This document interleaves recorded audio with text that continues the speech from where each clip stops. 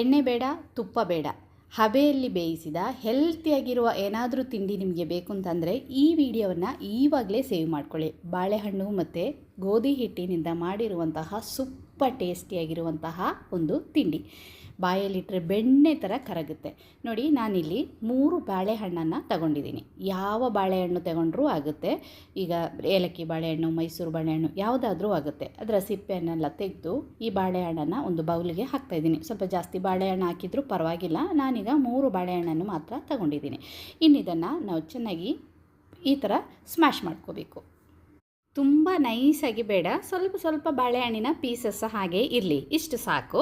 ಇನ್ನು ಇದಕ್ಕೆ ನಮಗೆ 1 ಕಪ್ ತುರಿದಿರುವ ತೆಂಗಿನಕಾಯಿಯನ್ನು ಸೇರಿಸೋಣ. ನೋಡಿ, ನಾನಿಲ್ಲಿ ತೆಂಗಿನಕಾಯಿ 1 ಕಪ್ಪನ್ನು ಸೇರಿಸಿದ್ದೀನಿ. ಸ್ವಲ್ಪ ಜಾಸ್ತಿ ಹಾಕಿದರೂ ಟೇಸ್ಟ್ ಚೆನ್ನಾಗಿರುತ್ತೆ. ಇನ್ನು ಬೆಲ್ಲ ನಾನು ಸ್ವಲ್ಪ ಒಂದು ಪೀಸ್ ಬೆಲ್ಲವನ್ನು ಕುಟ್ಟಿ, ಅದು ಸ್ವಲ್ಪ ಸ್ವಲ್ಪ ಪೀಸಸ್ ಹಾಗೆ ಇದೆ, ಅದನ್ನು ಹಾಕಿದ್ದೀನಿ. ಮತ್ತು ಸ್ವಲ್ಪ ಉಪ್ಪು, 1 ಚಮಚ ಕಪ್ಪು ಎಳ್ಳು ಮತ್ತು 1/4 ಚಮಚ ಜೀರಿಗೆ. ನಿಮಗೆ ಬೇಕಂದರೆ ಏಲಕ್ಕಿ ಪುಡಿಯನ್ನು ಸಹ ಸೇರಿಸಬಹುದು. ಇದನ್ನೆಲ್ಲ ಒಳ್ಳೆ ಒಂದು ಮಿಕ್ಸ್ ಮಾಡೋಣ.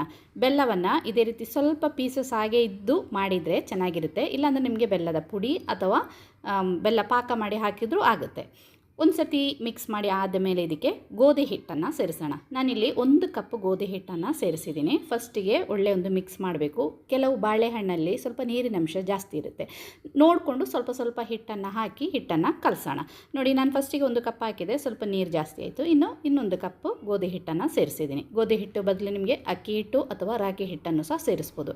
ಹಿಟ್ಟು ಈ ಕನ್ಸಿಸ್ಟೆನ್ಸಿಯಲ್ಲಿ ಇರಬೇಕು. ಇನ್ನು ಬಾಳೆ ಎಲೆ ತಗೊಂಡು ಬಾಳೆ ಎಲೆಯನ್ನು ಚೆನ್ನಾಗಿ ಕ್ಲೀನ್ ಮಾಡಿ ಸ್ವಲ್ಪ ಸ್ವಲ್ಪ ಹಿಟ್ಟನ್ನು ಇದೇ ರೀತಿ ಉದ್ದಕ್ಕೆ ಹಾಕೋಣ. ಒಂದು ಡಿಫ್ರೆಂಟ್ ಶೇಪಲ್ಲಿ ಮಾಡೋಣ ಈ ತಿಂಡಿಯನ್ನು.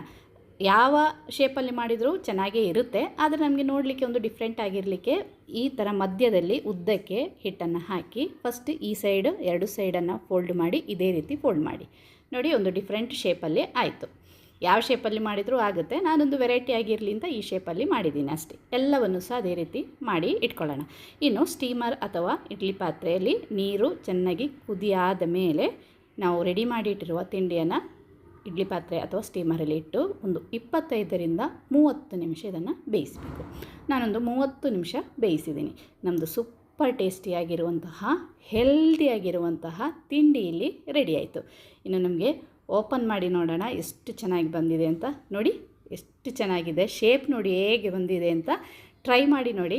ಇಷ್ಟ ಆದರೆ ಲೈಕ್ ಮಾಡಿ, ಶೇರ್ ಮಾಡಿ, ಕಮೆಂಟ್ ಮಾಡಿ. ನನಗೆ ಸಪೋರ್ಟ್ ಮಾಡಿಲ್ಲ ಅಂದರೆ ಪ್ಲೀಸ್ ಸಪೋರ್ಟ್ ಮಾಡಿ.